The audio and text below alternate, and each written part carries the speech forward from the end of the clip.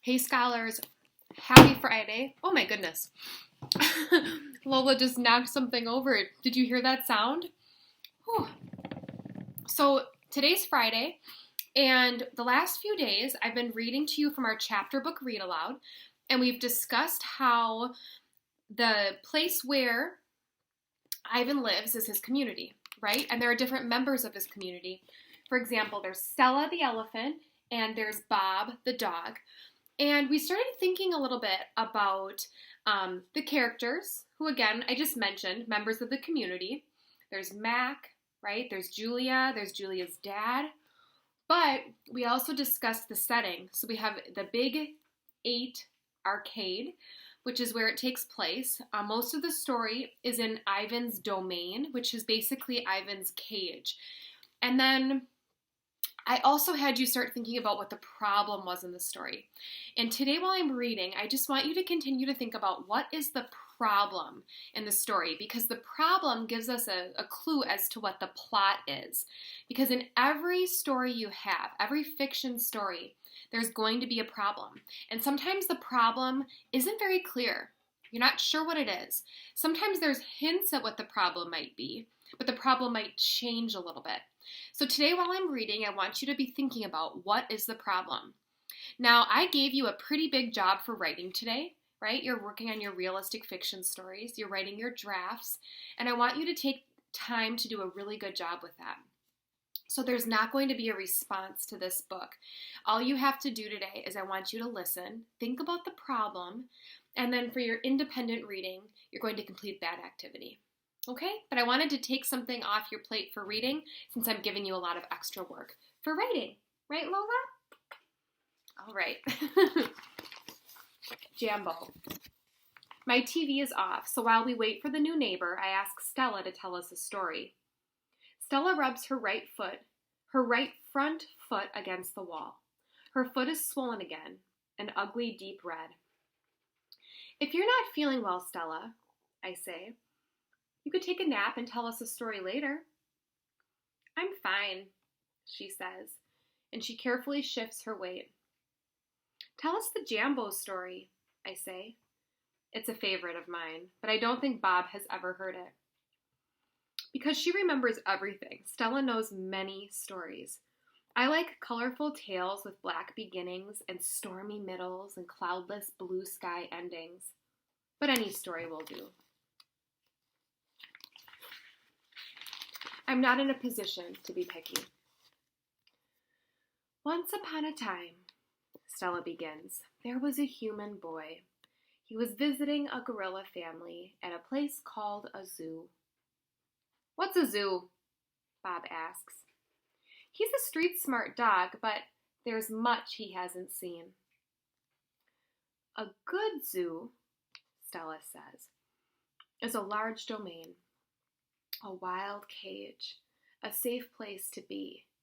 It has room to roam and humans who don't hurt. She pauses, considering her words.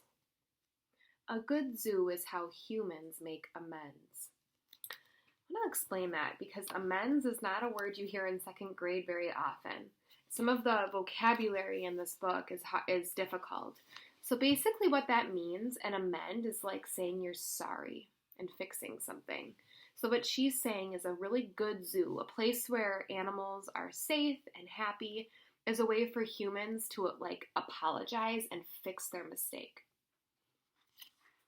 Stella moves a bit, groaning softly. The boy stood on a wall, she continues, watching, pointing, but he lost his balance and fell into the wild cage. Humans are clumsy, I interrupt. If only they would knuckle walk, they wouldn't topple so often.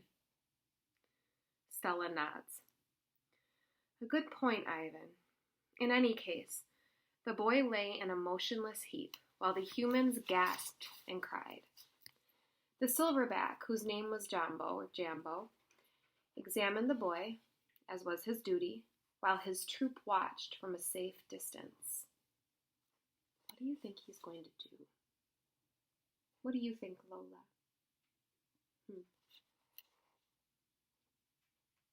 Jambo stroked the child gently. He smelled the boy's pain, and then he stood watch. When the boy awoke, his humans cried out, "Stay still! Don't move!" Because they were certain, humans are always certain about things, that Jambo would crush the boy's life from him. Do you think he would? The boy moaned. The crowd waited, hushed, expecting the worst. Jambo led his troop away. Men came down on ropes and whisked the child to waiting arms. "Was the boy all right?" Bob asks. He wasn't hurt," Stella says, although I wouldn't be surprised if his parents hugged him many times that night in between their scoldings. Bob, who has been chewing his tail, pauses, tilting his head. "Is that a true story?" "I always tell the truth," Stella replies, although I sometimes confuse the facts. Lucky. I've heard the Jambo story many times. Stella says that humans found it odd that the huge silverback didn't kill the boy. Why, I wonder, was that so surprising? The boy was young, scared, alone. He was, after all, just another great ape. Bob nudges me with his cold nose. "Ivan," he says, "why aren't you and Stella in a zoo?" I look at Stella. She looks at me. She smiles sadly with her eyes just a little, the way only elephants can do. "Just lucky, I guess," she says. What question? Do you feel like that's true or genuine? Do you think that she does feel lucky? Just think about that for a second. Arrival. The new neighbor arrives after the 4 o'clock show. When the truck comes lumbering toward the parking lot, Bob scampers over to inform us. Bob always knows what's happening. He's a useful friend to have, especially when you can't leave your domain. With a groan, Mac lifts the sliding metal door near the food court, the place where deliveries are made. A big white truck is backing up to the door, belching smoke. When the driver opens the truck, I know that Stella is right. A baby elephant is inside. I see her trunk poking out from the blackness. I'm glad for Stella, but when I glance at her, I see she is not glad at all. Why do you think that is? She's not glad. Not happy. "Stand back, everyone," Mac yells. "We've got a new arrival. This is Ruby, folks. 600 pounds of fun to save our sorry butts.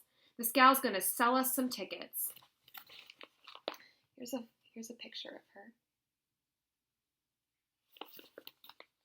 Mac and 2 men climb into the black cave of the truck. We hear noise, scuffling, a word Mac uses when he's angry. Ruby makes a noise too, like one of the little trumpets they sell at the gift store.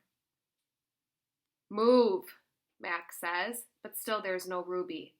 "Move," he says again. "We haven't got all day." Inside her domain, Stella paces as much as she's able. 2 steps one way, 2 steps the other. She slaps her trunk against rusty metal bars. She grumbles.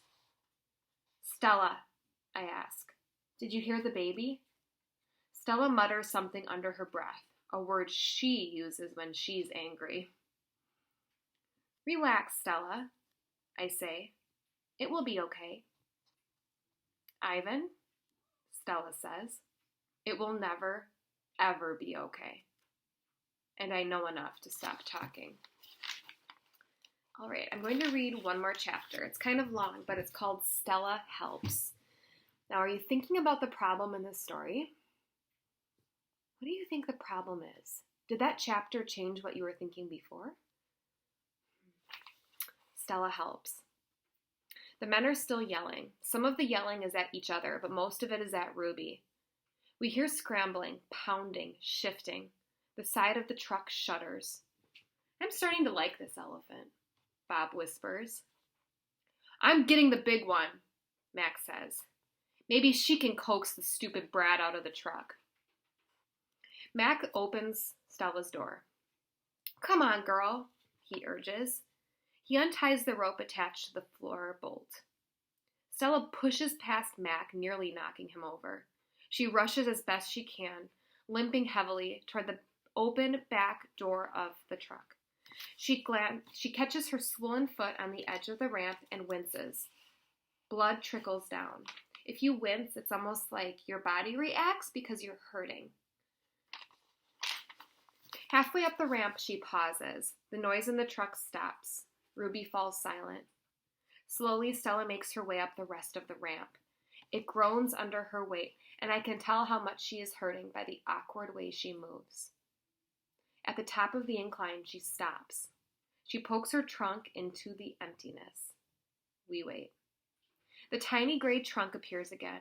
Shyly, it reaches out, tasting the air. Stella curls her own trunk around the baby's. They make soft rumbling sounds. We wait some more. A hush falls over the entire Big Top Mall. Thud, thud, step, step, pause. Step, step, pause. And there she is, so small she can fit underneath Stella with room to spare. Her skin sags and she sways unsteadily as she makes her way down the ramp. Not the greatest specimen, Max says, but I got her cheap from this bankrupt circus out west. They had her shipped over from Africa. Only had her a month before they went bust. He gestures toward Ruby. Thing is, people love babies. Baby elephants, baby gorillas. Heck, give me a baby alligator and I could make a killing. Stella ushers Ruby toward her domain. Mac and the two men follow. At Stella's door, Ruby hesitates. That means she stops. Mac gives Ruby a shove, but she doesn't budge. Doggone it, get a clue, Ruby, he mutters. But Ruby isn't moving, and neither is Stella. Mac grabs a broom. He raises it. Instantly, Stella steps in front of Ruby to shield her.